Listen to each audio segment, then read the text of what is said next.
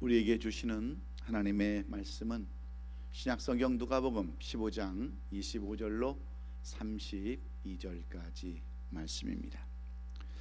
우리는 늘 하나님의 말씀을 받을 때, 그리고 하나님의 말씀을 선포할 때 항상 일어나서 경건한 마음으로, 또 두렵고 떨리는 마음으로, 사모하는 마음으로 이렇게 선포했습니다. 오늘도 다 같이 일어나셔서 오늘 누가복음 15장 25절로 32절 말씀 선포하겠습니다. 시작.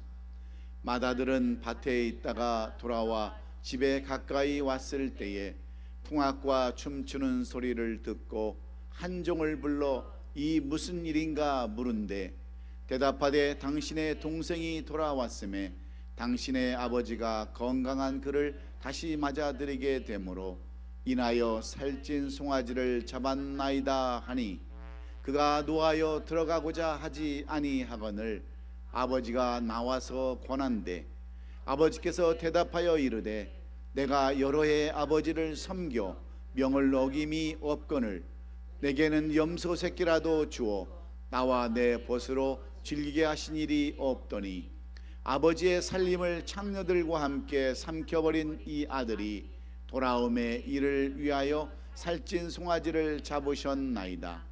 아버지가 이르되 예 너는 항상 나와 함께 있으니 내 것이 다 내 것이로되 이 내 동생은 죽었다가 살아났으며 내가 잃었다가 얻었기로 우리가 즐거워하고 기뻐하는 것이 마땅하다 하니라. 아멘. 아멘. 우리 옆 사람과 인사하십시다. 주 이름으로 사랑합니다. 잘 나오셨습니다. 말씀을 은혜 받읍시다. 우리 인사하시고 앉으시기 바랍니다. 할렐루야. 저는 오늘 우리에게 주신 이 누가복음 15장 25절부터 32절까지 말씀을 통해서 잔치를 거절하는 자, 잔치를 싫어하고 잔치에 참여하지 않는 자는 어떤 사람인가, 우리 함께 오늘 본문을 통해서 은혜 나누기를 간절히 원합니다. 지금 일본에서는 2020년도 세계 하계 올림픽이 한창 중에 있습니다. 전 세계 205개국이라는 나라와 또 1만 1천 명의 선수들이 모여서 지금 메달 잔치를 벌이고 있습니다. 어느 나라가 가장 우수한 나라며 어느 선수가 세계에서 가장 으뜸인가를 결정짓는 이 올림픽은 그야말로 모든 국가와 민족의 축제 현장이라고 해도 과언이 아닙니다. 선수들 모두가 국가의 명예를 짊어지고 지난 5년 동안 최선을 다해서 싸우며 금메달을 따려는데 안간힘을 쓰고 있습니다. 그래서 메달을 딸 때마다 그 나라의 애국가가 울려 퍼지고 축하해주며 격려해 주고자 지금까지 잔치를 베풀고 치하해줍니다.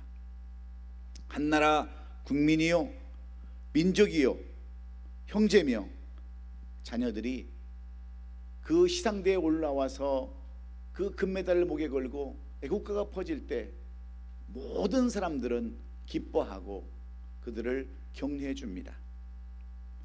왜 그렇습니까? 그들 모두가 한 국민이요 한 민족이요 형제며 자녀이기 때문입니다. 조국의 이름을 널리 알리고 나라의 위상을 세워줬기 때문이죠. 그런데 이렇게 자기 나라 선수가 금메달을 땄는데도 기뻐하지 아니하고 그 잔치에 참여하지 않는 사람이 있다면 그 사람은 뭔가 잘못된 사람입니다. 그 나라의 국민이 아니거나 아니면 변절자이거나 아니면 간첩임에 틀림이 없습니다. 전혀 반응이 없는 사람, 그런 사람은 문제가 있는 사람입니다. 그래서 예수님도 이렇게 반응이 없는 사람, 반응이 없는 사람의 이 시대를 향해서 마태복음 11장에서 이렇게 말씀하고 있어요. 16절로 17절에 이 세대를 무엇으로 비유할까 비유하건대 아이들이 장태에 앉아 제동물을 불러 이르되 우리가 너희를 향하여 피리를 불어도 너희가 춤을 추지 않고 우리가 슬피 울어도 너희가 가슴을 치지 아니하였다라고 이렇게 말하고 있습니다. 여러분, 이 말씀이 무슨 말씀입니까? 지금 우리가 살아가는 이 시대는 많은 사람들이 반응이 없는 무관심한 삶을 살아가고 있다고 하는 예수님의 지적입니다. 잔치를 벌려도 반응이 없고 슬피 울어도 반응이 없는 사람들이 이 시대를 살아가는 사람들의 모습이기도 하기 때문입니다. 지극히 자기밖에 모르는 이기주의적이고 배타적인 모습이 이 시대를 살아가는 많은 사람들의 모습이기에 주님은 잔치에 참여하지도 아니하고 거절하는 사람들의 모습을 오늘 본문에서 표현해 놓고 있습니다. 여러분, 왜 사람들이 이런 삶을 살아가는 것일까요? 오늘 이 본문의 말씀은 우리에게 너무나도 익숙한 말씀입니다. 우리가 수없이 듣고 들었던 그 말씀입니다. 예수님께서 잃어버린 것에 대한 비유를 말씀하시고 잃어버린 것들을 다시 찾은 것에 대한 기쁨과 감사를 말씀하고 있는데, 이 말씀을 살펴보면 잃어버린 양을 다시 찾은 목자와 잃어버린 드라크마를 찾은 신부와 아들을 잃어버렸다가 다시 찾은 아버지의 기쁨과 감사를 잔치로 표현해 놓고 있는 내용이 바로 오늘 우리가 함께 선포했던 본문의 말씀입니다. 특별히 오늘 본문의 말씀은 아버지의 재산을 미리 챙기고 다 탕진해버린 둘째 아들이 거지가 되어서 돌아왔을 때의 이야기로 오늘 이 본문이 시작하고 있습니다. 둘째 아들은 아버지의 재산을 미리 상속받아서 다 탕진해버리고 돼지우리에 추락하고 맙니다. 한때는 귀한 자식이었습니다. 세상으로 나가서 거지가 되었고 마침내 돼지를 치는 모습으로 종으로 그의 인생이 바뀌게 되었는데, 이 아들은 남의 집 돼지를 기르는 종이 되었다가 얼마나 배가 고프고 힘들었던지 비로소 아버지의 사랑을 깨닫고 다시 집으로 돌아오기를 원합니다. 그래서 누가복음 15장 17절로 19절에 보면 그는 이렇게 고백을 하죠. 이에 스스로 돌이켜 이르되 내 아버지에게는 양식이 풍족한 품꾼이 얼마나 많은가. 나는 여기서 줄여 죽는구나. 내가 일어나 아버지께 가서 이르기를 아버지, 내가 하늘과 아버지께 죄를 지었사오니 지금으로부터는 아버지 아들이라 일컬음을 감당하지 못하겠나이다. 나를 품꾼이 하나로 보소서 하면서 아버지 집으로 돌아옵니다. 이렇게 다 잃어버리고 빼앗긴 종으로 살 것 같으면 차라리 아버지 밑에 들어가서 종살이하는 것이 훨씬 낫겠더라, 이렇게 아들은 생각을 합니다. 그리고 아버지 앞에 가서 무릎을 꿇고 용서를 빌며 품꾼이 하나로 여겨달라고 사정하기 위해서 비록 거짓골이지만 집으로 돌아옵니다. 집을 나갈 때는 반드시 이제는 돌아오지 않겠다라고 다짐하며 떠났을지도 모르겠어요. 반드시 성공해서 돌아오겠다고 하는 다짐도 있었는지 모르겠습니다. 그러나 이 둘째 아들은 모든 것을 다 잃어버렸습니다. 돈도 친구도 신용도 다 잃어버리고 옷은 다 떨어지고 신발도 신지 못한 채 영락없는 거지가 되어서 아버지 집으로 돌아와요. 집이 가까워질수록 마음은 천근만근 무겁습니다. 무슨 염치로 아버지를 배울 수 있단 말인가? 아버지는 과연 나 같은 인간을 받아줄 수 있을까? 수만 가지 생각에 사로잡혀서 무거운 발걸음을 한 걸음씩 한 걸음씩 뛰면서 집으로 돌아올 때 언제부터 기다렸는지 알 수 없지만 그의 아버지는 먼 발치에서 이 아들을 보고 달려옵니다. 그리고 씻지도 못해서 냄새나고 더러운 아들을 얼싸안습니다. 얼굴을 맞대고 입을 맞추며 죽은 줄 알았던 아들이 살아왔다고 기뻐합니다. 얼마나 아름답고 감동적인 모습입니까? 성경에서 하나님의 마음을 이처럼 아름답게 표현한 것도 없습니다. 아버지의 마음을 이렇게 생생하게 표현해 놓은 것도 많지 않습니다. 사랑하는 성도 여러분, 이런 아버지가 저와 여러분의 아버지라는 것을 믿으십니까? 여러분의 하나님을 여러분은 의심 없이 받아들이고 있으십니까? 집 나간 아들을 기다리다 못해 맨발로 뛰어나오시는 분이 바로 우리 하나님이심을 오늘도 말씀하기를 원하고 계세요. 집 나간 아들을 기다리다 못해 맨발로 뛰어나오시는 분이 우리 하나님이시요, 그 어떤 죄악이나 허물로 아버지를 떠났다 할지라도 다시 돌아가리라고 마음만 먹어도 주님은 먼 발치에서 우리를 보시고 달려나오시는 분이시라는 것을 깨닫는 이 아침이 되었으면 좋겠습니다.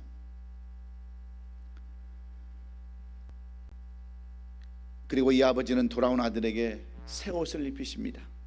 새 신을 신기시고 반지를 끼워줍니다. 그 의미는 내 아들이라는 그러한 의미죠. 그때 당시에는 노예는 신발을 신을 수가 없었습니다. 도망가기 때문입니다. 그뿐 아니라 살찐 송아지를 잡고 온 동네 사람들을 다 불러서 잔치를 벌립니다. 온 마을 사람들은 풍악을 울리고 춤을 추며 집 나간 아들이 돌아왔던 것을 축하해 주었어요. 그런데 오늘 본문의 핵심인 한 사람, 아버지에게는 첫째 아들이요 집 나갔던 아들에게는 형이었던 맏아들은 이 잔치에 참여를 하지 않습니다. 더 정확히 이야기하면 이 맏아들은 아버지가 베푼 잔치를 거절합니다. 어째서 이 형은 아버지가 베푸시는 잔치를 외면하고 거절하는 것일까요? 오늘 우리가 드린 이 예배도 하나님이 베푸시는 잔치인 줄로 믿습니다. 우리를 위하여 십자가에 죽으시고 다시 사신 예수 그리스도를 위하여 베푸시는 이 잔치가 바로 예배인데, 아버지를 떠나 세상에서 방황하고 헤매다가 아버지 집에 돌아온 우리를 위하여 베풀어 주시는 이 잔치가 주일날이라고 한다면 우리는 당연히 이 잔치에 참여해야 되지 않겠습니까? 그런데 오늘도 이 잔치에 참여하지 않는, 오늘 이 본문에 나오는 맏아들 같은 우리 성도들이 우리 주위에는 너무나도 많이 있습니다. 자신의 마음에 들지 않는다라고, 내 마음에 들지 않는다라고 잔치를 거절하는 사람들에게 주시는 말씀이요, 또 이 말씀을 이해하지 못하는 사람들에게 오늘 본문은 분명히 우리에게 주시는 교훈이 있습니다. 마음의 문을 닫아버리고 유면하는 사람들, 이름 그대로 축제의 자리가 되어야 하는데 얼굴에는 기쁨이 없는 사람들에게, 즐거움이 없는 사람들에게 왜 예배를 드려야 되는지, 왜 교회를 나와야 되는지를 분명하게 말씀하고 있습니다. 이름 그대로 축제의 자리가 되어야 하는데 그런 마음이 없다고 한다면 오늘 우리는 다시 한번 이 말씀 속에 귀를 기울이고 오늘 주시는 말씀으로 다시 한번 우리가 결단하고 적용하는 그런 시간이 되었으면 좋겠습니다.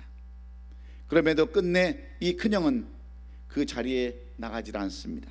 도리어 화를 내고 불평하는 아들을 살펴볼 수가 있는데, 오늘 보면 15장 28절에 보면 그가 노하여 들어가고자 아니하거늘 아버지가 나와서 권면하는 내용들이 있습니다.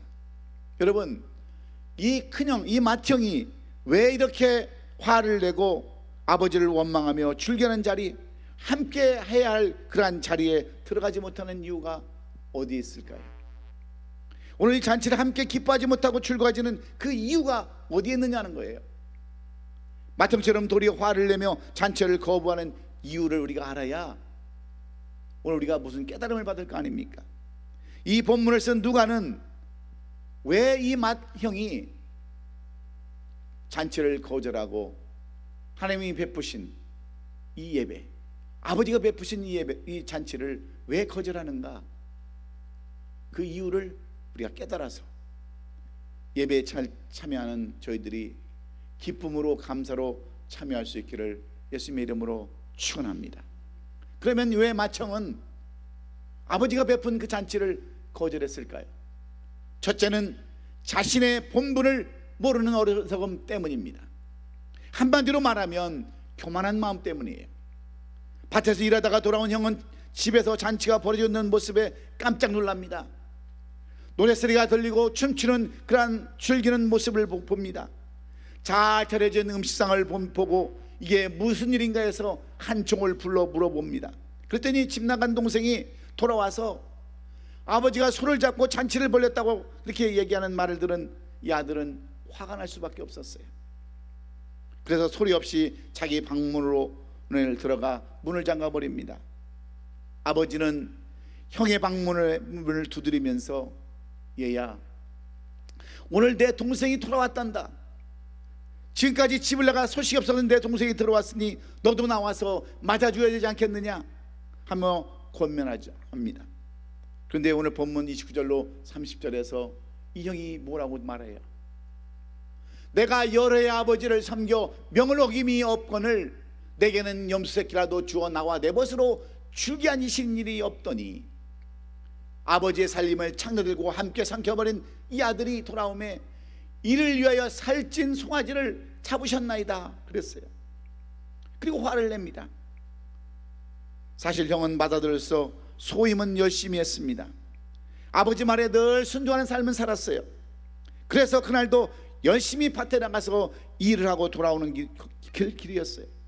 그러나 이 형은 이 형제에 대한 소임은 다하지 못했습니다. 그런데 오늘날 교회에서도 하나님의 관계는 중요시 여기죠. 그래서 교회는 나와요. 그러나 정작 함께할 성도들, 함께 지켜야 할 공동체는 지키지 않는 사람들이 너무나도 많이 있습니다. 그래서 하나님의 자녀로서 열심히 신앙생활을 합니다. 열심히 봉사도 하고 헌신도 합니다. 수고도 하고 열심히 헌금도 합니다. 그런데 성도의 교제는 하지 않아요.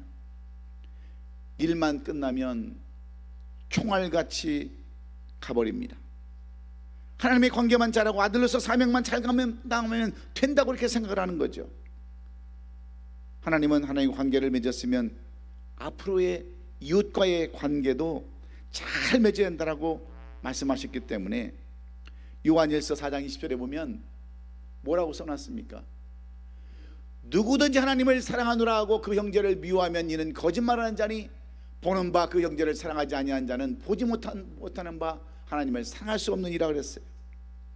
하나님과의 관계는 잘 맺으면서 형제의 관계를 맺지 않는 것은 마치 입으로 주여 주여 하면서 형제를 미워하는 것과 똑같다 이렇게 말씀하는 겁니다. 예수 믿는다고 하면서 교회 공동체 생활은 무시하는 것과 뭐가 다르냐는 거죠. 그런데 이 집의 맏아들은 이렇게 말합니다. 나는 아버지의 아들은 되기는 원하지만 내 동생의 형 되는 것은 나는 원치 않습니다라고 이야기하는 것과 똑같은 거예요. 얼마나 여러분 모순된 모습입니까? 이것이 오늘 이 형의 모습과 태도라는 것을 누가는 분명히 우리에게 말씀해 주기 원하는 거예요. 사랑하는 성도 여러분, 우리말에 형만한 아우 없다라는 말이 있어요. 이 말은 그래도 형 노릇을 해야 한다고 하는 의미와 여러분 무엇이 다를 바가 있겠습니까? 내가 먼저 태어나서 형이 되었으면 형으로서 책임도 가져야 된다 그런 말이에요. 형으로서 아량도 있어야 한다 그런 말과 같습니다. 형으로서 모범도 보여야 되는 거예요. 그래야 형으로서 자격이 있는 겁니다. 교회 안에서도 마찬가지예요. 내가 먼저 믿고 윗사람이 되었으면 윗사람으로서의 해야 할 일을 반드시 해야 한다고 하는 것과 같습니다. 아랫사람을 덮어줄 줄도 알아야 하고 아랫사람을 이해할 줄 아는 그러한 넉넉한 마음이 있어야 먼저 믿은 자, 먼저 다니는 사람들의 자격이라는 것을 말해주고 있습니다. 그런데 이 집 맏아들처럼 동생과 비교하며 화를 내고 역정을 내고 잔치를 거절한 이 모습은 도리어 아버지를 근심하게 하고 아버지 마음을 아프게 하는 사람과 같습니다.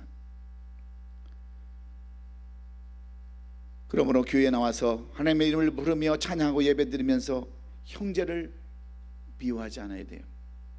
이 말의 의미는 형제를 모른 척하면서 하나님의 이름도 부르지 말라고 하는 것과 똑같습니다. 형제를 모른 척하면서 예수님의 이름도 부르지 말라는 것과 똑같아요. 왜냐하면 우리 모두 다 돌아온 형제들이기 때문에 그렇습니다. 우린 다 똑같이 돌아온 형제들이에요. 죄 가운데 있다가 돌아온 형제들입니다. 그렇다면 오늘 우리는 이 본문을 깨달아야 합니다. 나의 형의 위치가 내가 형의 위치에 있다라고 한다면 형으로서 먼저 믿은 자로서 넓은 마음, 용서하는 마음을 가져야 되는 겁니다. 내가 동생의 위치에 있다고 한다면 묵묵히 엎드리고 회개하는 마음으로 아버지께서 베푸시는 잔치에 기쁨으로 참여해야 되는 겁니다. 그래야 내 본분을 알고 행하는 것이고 겸손한 자가 되어서 아버지가 베푼 잔치에 참여할 수 있는 겁니다. 그렇습니다. 우리는 내가 누구인지를 잘 알아야 겸손해질 수가 있어요. 우리는 어떤 사람들입니까? 다 죄인들 아닙니까? 다 은혜를 입은 자들 아닙니까? 그런데 그 본분을 모르니까, 형이 형의 본분을 모르고 동생이 동생의 본분을 모르니까 요즘 교회가 얼마나 힘들고 어려운 지경에 놓여 있습니까? 자신을 모르면 교만에 빠져서 공동체의 반항아가 되어버리고 외톨이가 되어서 슬픈 삶을 살아갈 수밖에 없기에, 오늘 이 본문은 왜 그 마다들이 잔치에 참여할 수 없는가? 그것은 자신의 본분을 모르는, 한마디로 말해서 교만한 마음 때문이라는 거예요. 여러분, 천국은 누구의 것입니까? 겸손한 자가 가는 곳이 바로 천국이기에, 오늘도 우리의 삶을 뒤돌아보면서 될 수 있으면 낮아지고 겸손해서 내가 어떤 사람이라는 것을 깨닫고 오늘도 순종하며 인내하며 이 8월을 시작하는 저와 여러분 될 수 있기를 예수 그리스도의 이름으로 축원합니다. 두 번째로, 왜 이 큰아들은 아버지가 베푼 그 잔치에 참여하지 않냐고 그 잔치를 거절하는 것입니까? 두 번째는 아버지의 마음을 모르기 때문입니다. 쉽게 이야기하면 남을 배려할 줄 모르는 어리석음 때문입니다. 사랑을 가장하고 사는 이중성 때문에 그래요. 오늘 본문에 등장하는 마다들은 아버지에게도 순종자라고 아버지를 잘 섬겼던 그런 아들이었습니다. 아버지와 관계도 잘 맺었던 그런 아들이었어요. 그런데 가장 중요한 아버지의 마음, 아버지의 사랑은 알지 못했어요. 아버지가 무엇을 원하고 바라시는지 그 진심을 몰랐다는 얘기예요. 이것이 마다들의 결정적인 문제였습니다. 왜냐하면 아버지는 특별히 돌아온 아들을 더 사랑해서 이 잔치를 베푼 것이 아니었기 때문입니다. 원래 사랑은 내리사랑이라고, 특별히 유대사회에서는 큰 아들을 더 사랑해서 그들이 그 전통을 지켜왔습니다. 그래서 장자권도 큰 아들에게만 주지 않았습니까? 그런데 마다들은 겨우 소 한 마리 잡아가지고 잔치를 벌인 것만을 가지고 토라지고 화를 냅니다. 그 집의 잔치 분위기를 다 깨워버리고 잔치를 거절하며 그 잔치에 찬물을 끼얹어 버립니다. 왜 그랬습니까? 아버지의 진심을 몰랐기 때문입니다. 오늘 본문 31절로 32절 말씀에 보면, 아버지가 이르되 예 너는 항상 나와 함께 있으니 내 것이 다 내 것이로되 이 내 동생은 죽었다가 살아났으면 내가 잃었다가 얻었기로 우리가 즐거워하고 기뻐하는 것이 마땅하지 않느냐 그랬습니다. 아버지 마음은 똑같은 아들이라도 좀 모자라고 부족하고 연약한 자식에게 마음이 가게 된다고 하는 그러한 말씀과 같아요. 어떤 자식은 덜 사랑하고 어떤 자식은 덜 사랑하는 그런 차원이 아니라는 거예요. 여러분, 10손가락 깨물어서 안 아픈 손가락이 어디에 있습니까? 그러나 부모의 마음은 어딘지 부족하고 어딘지 연약하고 어딘지 모자라 보이는 자식에게 마음이 쏠리게 되었다고 하는 그러한 뜻이에요. 이것을 마다들은 이해하지 못했습니다.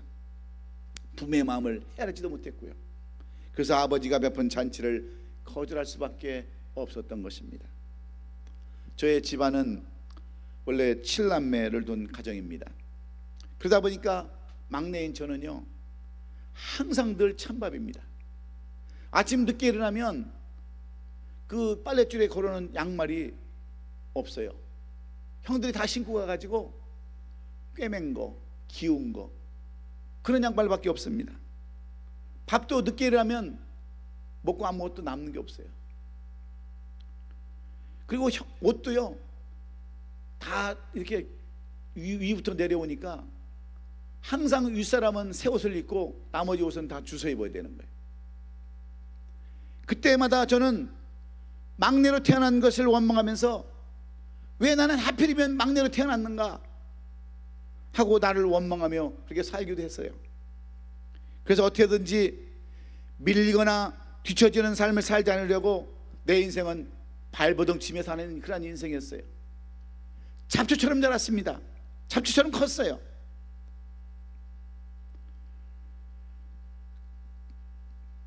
지금은 모두가 다 이제 결혼을 해서 가정을 가지고 그런 대로 삶을 살아가지만, 남에게 손 내밀지 않고 살아가는 그런 삶을 살아가지만, 그렇다고 해서 그 7남매가 다 똑같지는 않습니다. 그 중에는 어딘가 좀 모르게 부족하고 연약한 자녀가 있습니다. 그럴 때 저희 부모들은 항상 잘된 사람보다 못된 사람에게 신경을 쓰고 돈을 주더라도 그 가정에 돈을 주는 것을 저는 보았어요.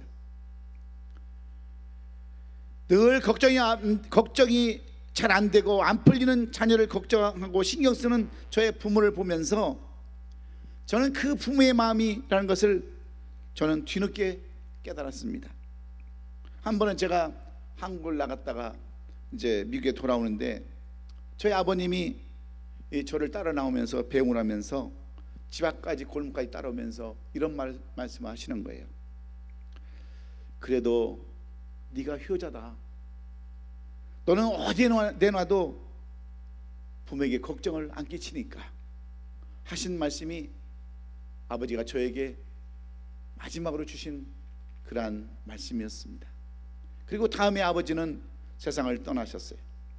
그래서 저는 처음으로 제가 맏아들로 태어나지 않은 것을 감사해 봤습니다. 속썩이는 자식이 아니었음을 감사한 것은 아버지의 감추어준 사랑을 비로소 제가 깨달았기 때문입니다. 그런데 오늘날 많은 사람들이 이 맏아들처럼 살아가는 거예요. 하나님의 마음을 모르니까 늘 분평과 원망 가운데 살아갈 수밖에 없습니다. 신앙생활도 마찬가지 아닙니까? 하나님의 사랑을 알지 못하고 이해하지 못하니까 모두 다 자신의 생각과 경험으로 살아가는 거죠. 하나님은 그 누구를 더 사랑하고 덜 사랑하는 것이 아니라 똑같이 사랑해 주는 분이 바로 우리 하나님 아니십니까? 다만 좀 더 연약하고 좀 더 부족하고 돌아온 동생처럼 연약한 부족한 사람에게 관심을 더 하셨다는 그 아버지의 마음을 우리가 헤아려야 합니다. 그럼 우리는 우리보다 모자라고 부족한 사람들에 대해서 비교하거나 업신여기거나 무시하면 안 되는 거예요. 판단하지 말아야 합니다. 그래야 아버지가 베푸시는 그 천국잔치에 우리도 참여할 수 있는 거예요. 오늘날 교회는 사랑으로 메말라 가고 있습니다. 특별히 이 팬데믹으로 인해서 못난 예배를 드리다 보니까 서로 마음이 냉랭해지고 이제는 아예 교회에 찾아오는 발걸음도 적어졌어요. 한국은 지금 2,000명 그렇게 큰 좌석에 20명씩밖에 못 앉습니다. 제가 아는 목사님은 어떻게든지 교회를 좀 유지해 보려고 20명씩 8부 예배를 드린대요. 8부 예배. 2,000명이 들어가야 할 그러한 성전에 20명씩 8부 예배를 봐야 되니까 얼마나 힘들겠어요. 그런데 중요한 것은 성도들의 마음이 점점 멀어지고 이제는 아예 교회 나가지도 않겠다고 하는 사람들이 너무나도 많다고 하는 사실이에요. 무엇 때문입니까? 아버지의 마음을 모르기 때문에 그래요. 아버지의 사랑을 모르기 때문에 그렇습니다. 그래서 배려하지 못하는 그러한 어려움, 사랑을 정말 가장하고 사는 그러한 이중성 때문에 오늘날 많은 사람들이 신앙을 중단하고 어려운 가운데 그렇게 살아가는 것입니다. 그러므로 오늘 우리는 어떤 마음을 가져야 합니까? 핏값으로 주신 그 교회를 사랑하고 그 교회에 속해 있는 공동체를 우리가 지키면서 이 8월은 정말 교회를 위해서 기도하고 이 교회를 위해서 헌신하고 다짐하는 이 8월이 될 수 있기를 예수님의 이름으로 축원합니다. 마지막으로 왜 이 맏아들은 그 아버지가 베푼 그 천국잔치, 그 아름다운 잔치에 왜 참여하지 않냐고 거절했을까요? 물질과 영혼을 구별할 줄 모르는 어리석음 때문이라고 누가는 말하고 있습니다. 이 말은 무엇에 우선순위를 두느냐에 따라서 책망받는 자와 칭찬받는 자로 구분되어 줄 수 있다고 하는 그러한 말과도 같습니다. 맏아들의 관심은 살아 돌아온 동생의 영혼보다는 이미 탕진해버린 물질에 더 관심이 많았습니다. 거지가 되어서 돌아온 동생을 위해서 손을 잡았다고 하는 것도 못마땅했습니다. 그래서 이 없어진 재산 때문에 동생의 그 영혼은 생각하지 않냐고 물질 때문에 시험 들어서 이렇게 화를 내고 아버지가 베푼 잔치에 참여하지 않는 겁니다. 그까지 소 한 마리에 자신의 동생을 비교하며 아까와는 그런 슬픈 모습이 아니고 무엇이겠습니까?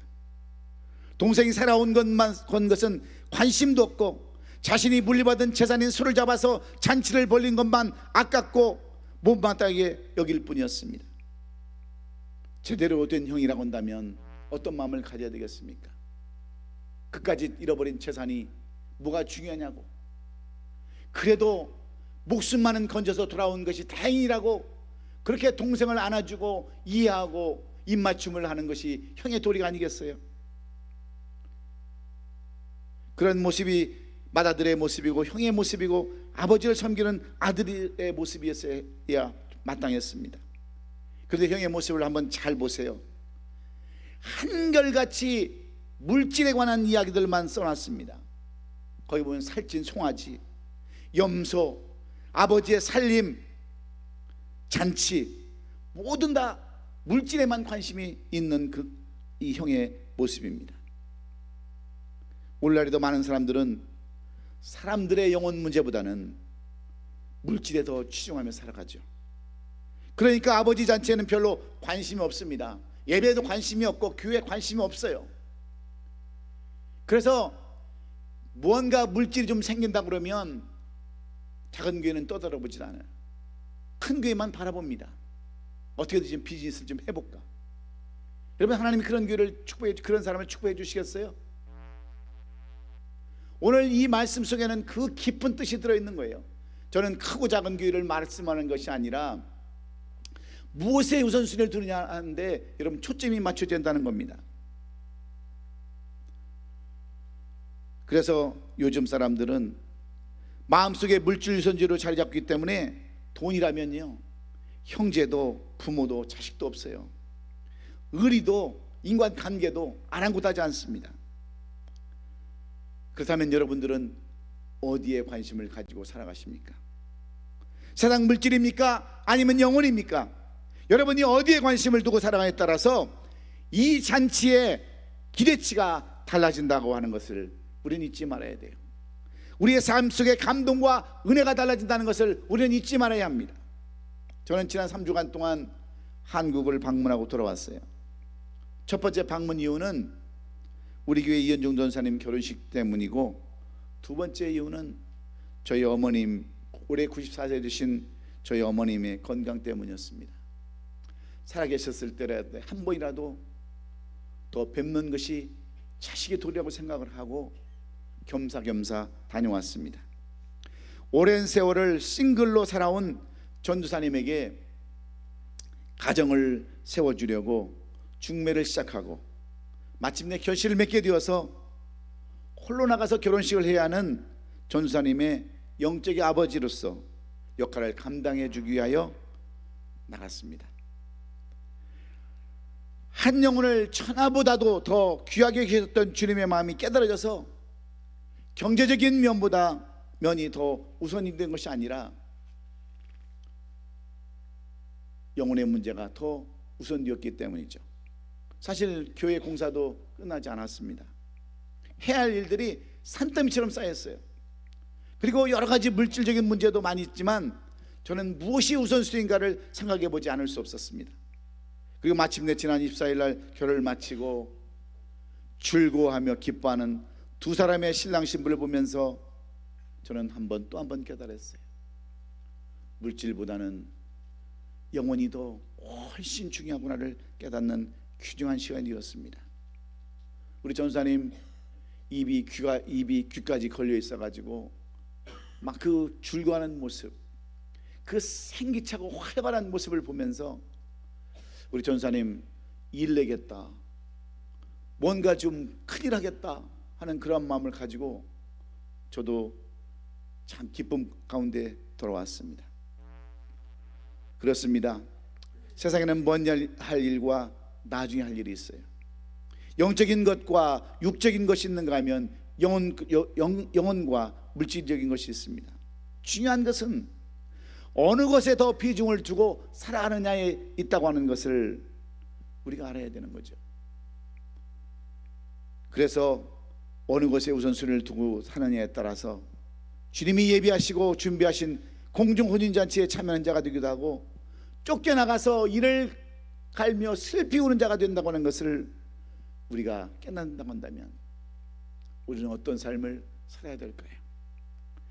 자신의 본분을 잊어버리고 사는 사람이 아니라 나는 연약하고 부족하다는 것을 깨닫고 겸손하게 이 8월을 시작하는 저와 여러분 될 수 있기를 예수님의 이름으로 축원합니다. 아버지의 마음을 모르는 어리석은 사람이 아니라 아버지의 마음을 헤아리고 그 아버지의 사랑을 다시 한번 우리가 깊이 생각해서 아버지의 마음을 이해하고 그 아버지를 위해서 정말 충성하는 저와 여러분 될 수 있기를 예수님의 이름으로 축원합니다. 무엇이 우선순위인가를 깊이 깨달아서 주님이 원하시는 방향대로 영혼을 위해서, 저들을 위해서 최선을 다하는 이 8월이 될 때 우리 모두 다 잔치에 참여하는 자로, 잔치를 거절하지 않냐고 그 잔치를 기쁨으로 참여할 수 있는 저와 여러분이 될 줄로 믿고, 여러분 그렇게 결단하고 적용하는 이 8월이 될 수 있기를 예수님의 이름으로 축원합니다. 기도하겠습니다.